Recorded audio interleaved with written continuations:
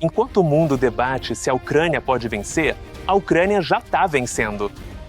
Só em novembro, mais de 81 mil alvos foram destruídos. 10 refinarias em chãos.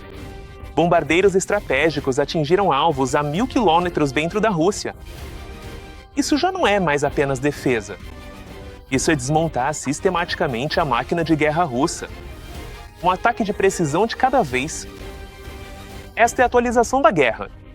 Hoje, vamos analisar como a Ucrânia executou o mês mais devastador de ataques contra a infraestrutura russa desde o início desta guerra. Fica por aqui, porque o que aconteceu em novembro muda tudo. Vamos ser honestos sobre onde estamos agora. É uma das suas botas? Senhor, Putin, você me subestimou? Em Washington, há ceticismo. Nas capitais europeias, há cansaço. A narrativa que você ouve é que a Ucrânia deveria negociar, que a Rússia é grande demais, que essa guerra é impossível de vencer. Mas é isso que essas conversas deixam de lado. Cada ataque que a Ucrânia realiza não é só uma explosão, é uma guerra econômica. Cada refinaria que pega fogo significa menos combustível para os tanques russos. Cada usina de energia fora do ar significa que as fábricas russas não podem produzir munição. Cada rublo que a Rússia gasta reconstruindo é um rublo que ela não pode gastar em projéteis de artilharia. Essa é a conta que Putin não quer que você veja. A Ucrânia não está apenas defendendo o território. Eles estão atacando o motor econômico que financia a capacidade da Rússia de travar a guerra. Então, quando as pessoas perguntam se a Ucrânia realmente pode vencer, elas estão fazendo a pergunta errada. A pergunta certa é: a Rússia pode se dar o luxo de continuar perdendo tanto assim? E em novembro, a Ucrânia deixou essa resposta cada vez mais clara. Novembro não foi um caos aleatório. Isso foi sistemático, estratégico e, francamente, brilhante. Deixe-me mostrar o padrão. A Ucrânia concentrou-se em 3 categorias-alvo. Infraestrutura energética. Usinas termoelétricas, subestações elétricas, a espinha dorsal da capacidade industrial da Rússia. Sem energia, não há produção de armas. Refinarias de petróleo. De Volgogrado a Krasnodar. Refinaria que processa petróleo bruto para produzir combustível militar. A Ucrânia atingiu pelo menos 10 instalações diferentes. Isso não é apenas uma interrupção, é uma degradação sistemática. Recursos militares. O aerodromo de Seik, na Crimeia. A base de bombardeiros estratégicos Engels II, perto de Saratov. Até mesmo uma fábrica de componentes para drone Shahed no Tartaristão, a mais de 1.000 quilômetros do território controlado pela Ucrânia. Eis o que torna isso sem precedentes. Faixa. A Ucrânia agora atinge regularmente alvos mais adentro do território russo do que Moscou está da fronteira com a Ucrânia. Eles estão operando com um alcance que era impensável há 2 anos. Então eles fazem isso com uma combinação de ferramentas. Drones produzidos internamente, drones navais, foguetes de longo alcance. E sim, finalmente, os mísseis Atacms que o ZEUA autorizado a realizar greves dentro da Rússia. Isso não é apenas uma questão tática. Isso é a Ucrânia reescrevendo as regras do que um exército menor pode alcançar contra um adversário maior, quando se tem a tecnologia certa e a vontade de usá-la. Deixa eu te mostrar os maiores sucessos, literalmente, de novembro. E confia em mim, isso fica insano. 5 de novembro. A Ucrânia atingiu a usina termoelétrica de Orel pela 2ª vez em 5 dias. Várias explosões. Incêndios visíveis do espaço. Mas eles não pararam por aí. Na mesma noite, eles atacaram uma subestação em Vladimir, uma refinaria em Volgogrado, instalações petrolíferas na Crimeia e um posto de abastecimento de combustível em Yaroslavl. 5 regiões diferentes. Uma operação coordenada. O aeroporto de Yaroslavl teve que suspender os voos. Pelo menos uma pessoa morreu. Quedas de energia generalizadas. Assim se parece a guerra sincronizada. 14 de novembro. Essa aqui é fascinante. Novorossiysk é o maior terminal de exportação de petróleo da Rússia no Mar Negro. É por onde a Rússia envia petróleo para os mercados globais. A Ucrânia atacou com uma ofensiva combinada, drones aéreos, mísseis e drones navais. Eles danificaram bombas de petróleo, petroleiros, oleodutos e até sistemas de defesa aérea S-300 e S-400. O resultado? As operações de exportação foram interrompidas, as equipes foram evacuadas. Isso não foi apenas um ataque militar. Isso foi estrangulamento econômico. Cada dia que o terminal fica fora do ar custa milhões à Rússia. 18 de novembro. Depois de meses de deliberação, os EU finalmente autorizaram a Ucrânia a usar mísseis ATACMS contra alvos dentro da Rússia. A Ucrânia não perdeu tempo. Eles atacaram instalações militares no Oblast de Voronezh, provavelmente um campo de treinamento. Alcance de até 300 quilômetros. Isso mudou o cálculo. De repente, bases russas na retaguarda que pareciam seguras agora estão ao alcance. No dia 19 de novembro, a Ucrânia atingiu uma usina estatal em Novo-Machurinsк. 7 explosões foram relatadas. Eles atingiram a refinaria de Ryazan, incêndios começaram, e a refinaria de Yuysk, em Krasnodar, com várias detonações. 3 alvos principais, a mais de 500 quilômetros do território controlado pela Ucrânia. A mensagem era clara: nenhum lugar está seguro. Mas foi na noite de 28 de novembro que a Ucrânia mostrou de verdade do que é capaz. Alvo 1, base aérea de Sakia, Crimeia. 10 ataques simultâneos em toda a Rússia e na Crimeia ocupada. Deixe-me explicar melhor, porque é realmente impressionante. Uma base de drones? Bater. O incêndio começou. É aqui que a Rússia opera drones de vigilância e ataque. Alvo 2, base de bombardeiros estratégicos Engels 2.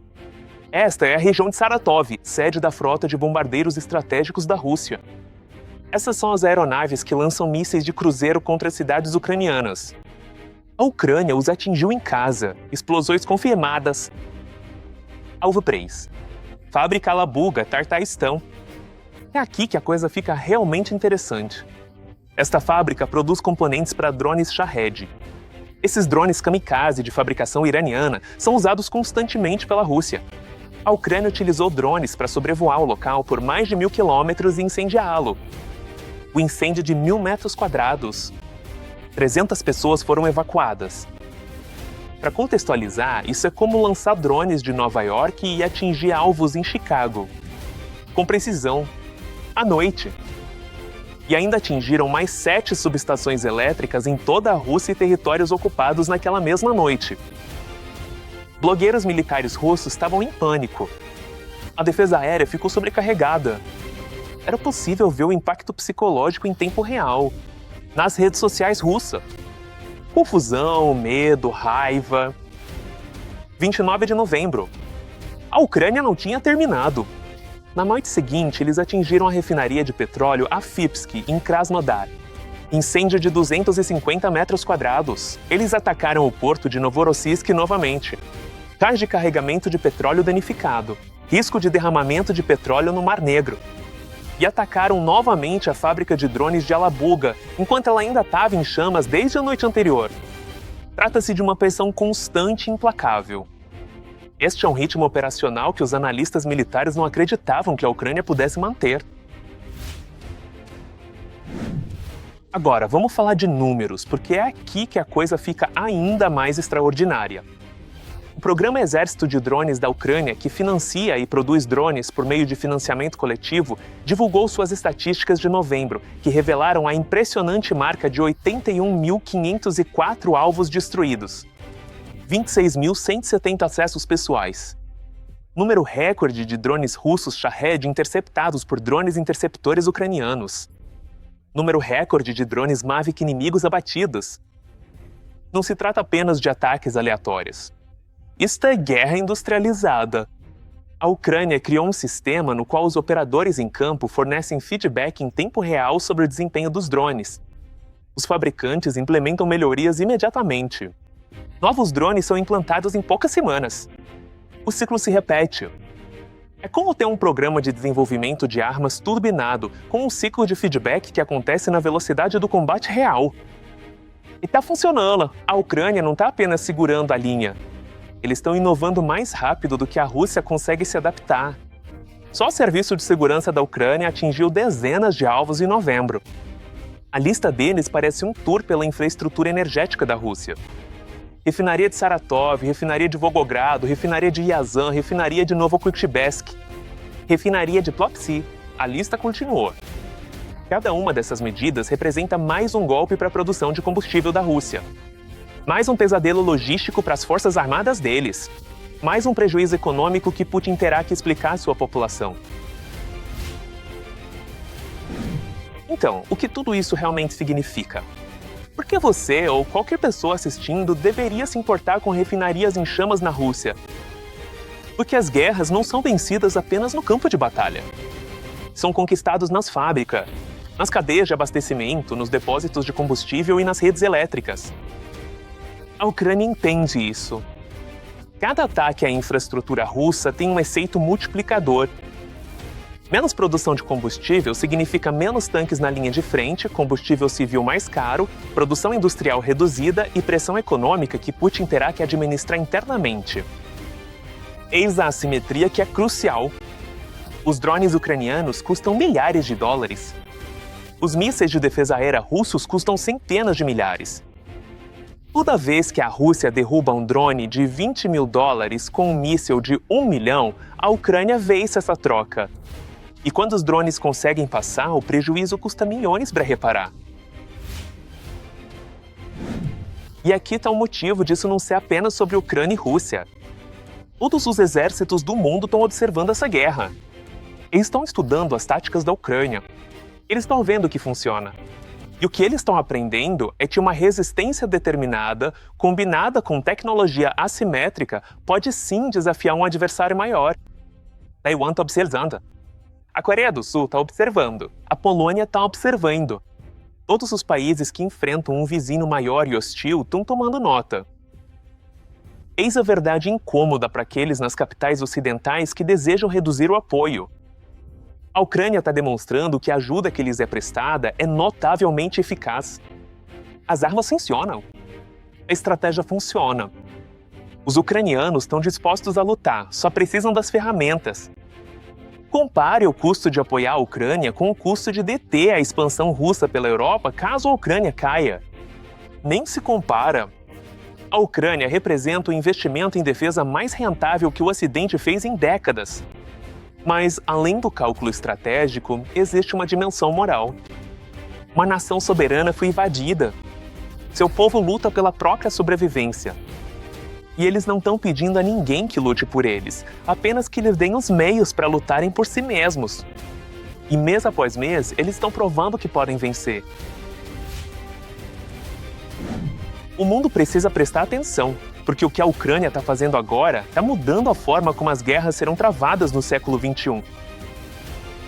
Obrigado por assistir à atualização da guerra. Se você quiser ver mais análises como esta, inscreva-se, ative o sininho de notificações e compartilhe com quem precisa entender o que realmente está acontecendo nesta guerra. Mantenha-se informado, continue acompanhando e lembre-se, isso só acaba quando realmente acabar.